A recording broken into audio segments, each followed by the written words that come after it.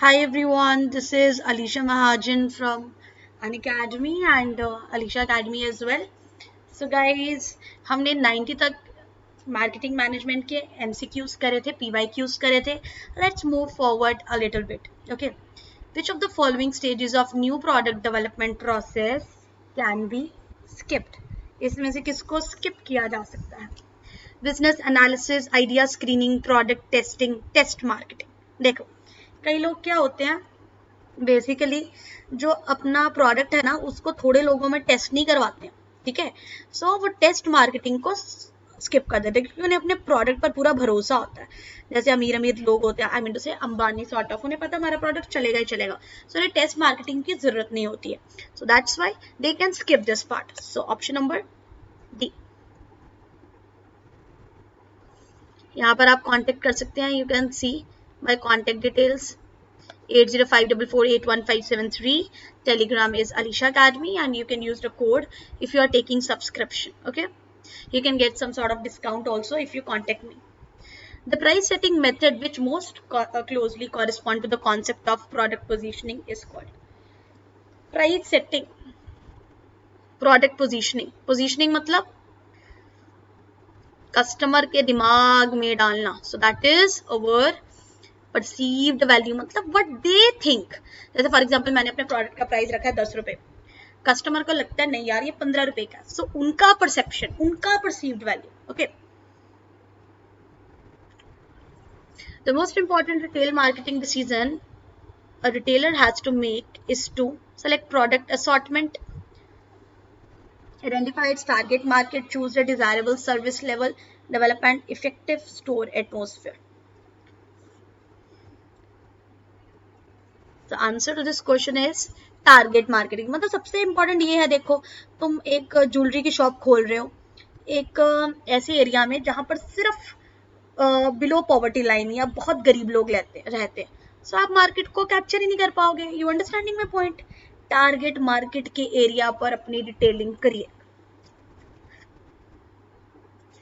Which element of promotional mix do wholesale primarily use. Wholesale कौन से किसको ज्यादातर यूज करते हैं? Wholesalers. Advertising, personal selling, public relation, trade show. So guys ज्यादातर वो क्या करते हैं? Personal selling. In sort of हम कह सकते हैं कि रिटेलर्स वगैरह से मिलते हैं, उनको करते हैं.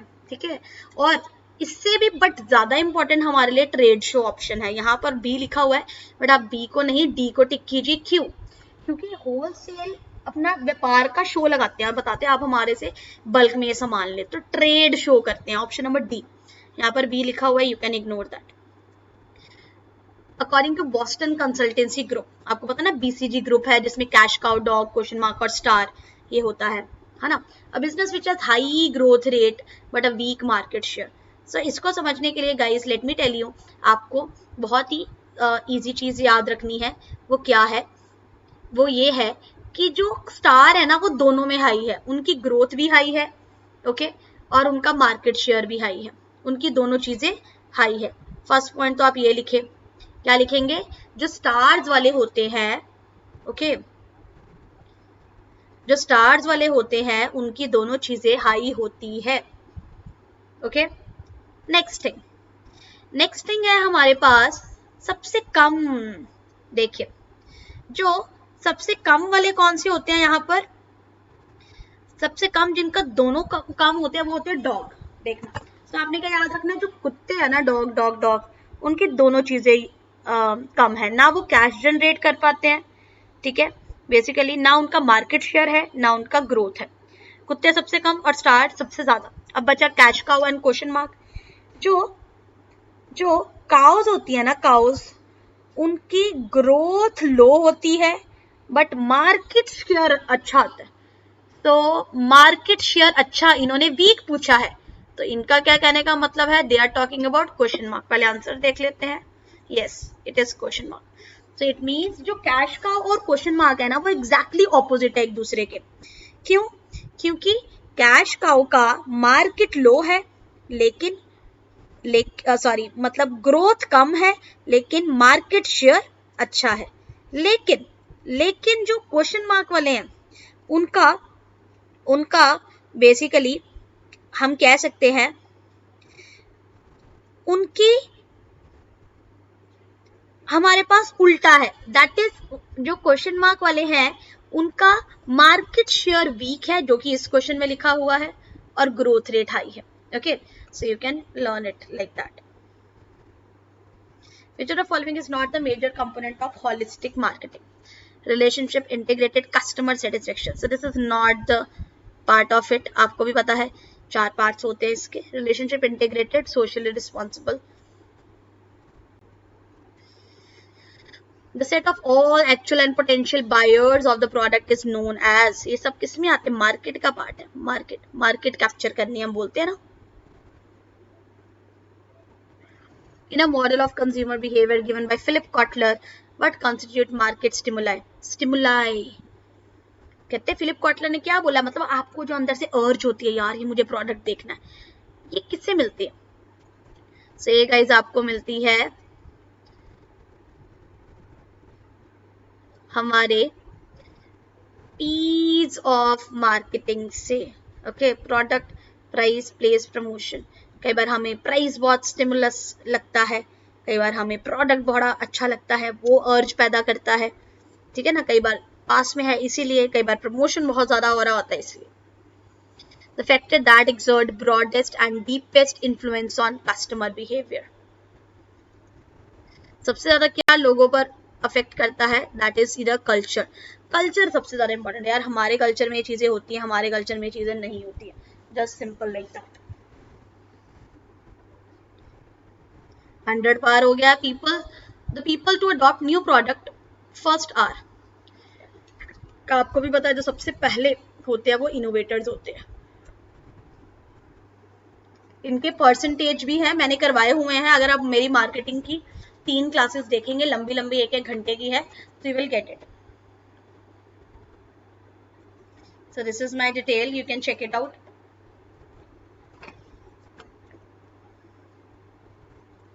Concept of retailing that helps the emergence of new retailers is called. So new retailers को कहते हैं wheeling of retailers. The new retailers are coming, wheel of the retailing. Manufacturers of cars and motorcycle typically seek. Cars और manufacturer motorcycle की कौन सी distribution लेते हैं?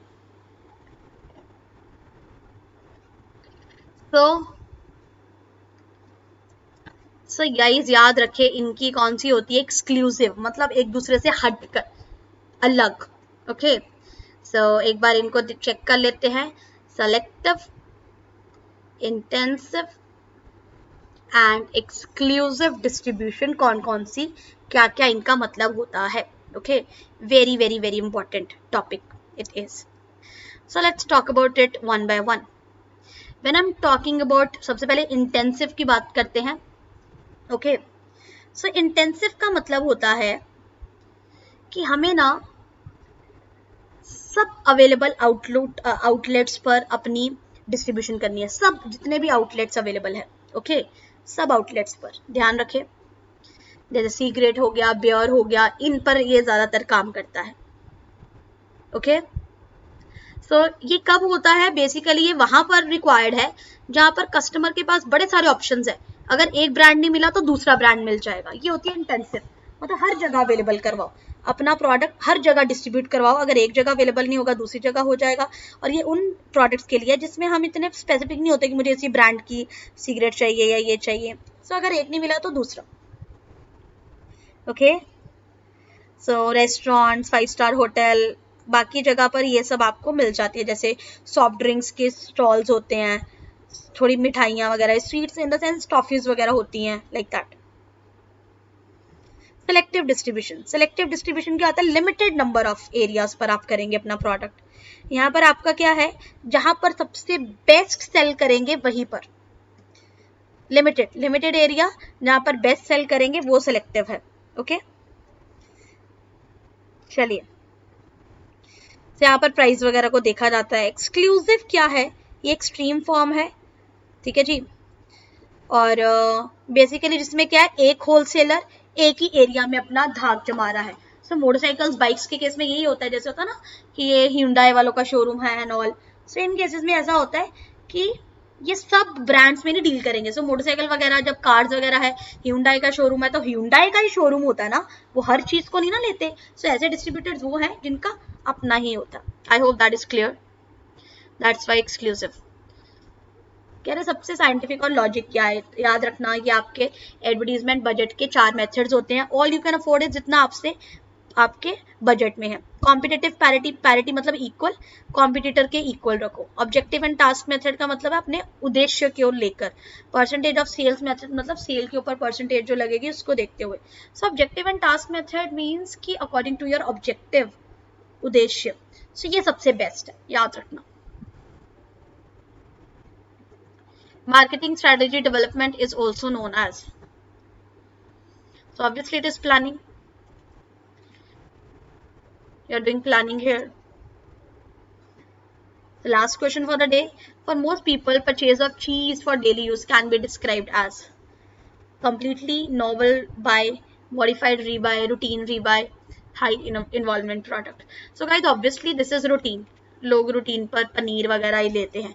So thank you so much everyone. Next lecture video में मिलेंगे with next classes. Thank you. Take care. Bye bye.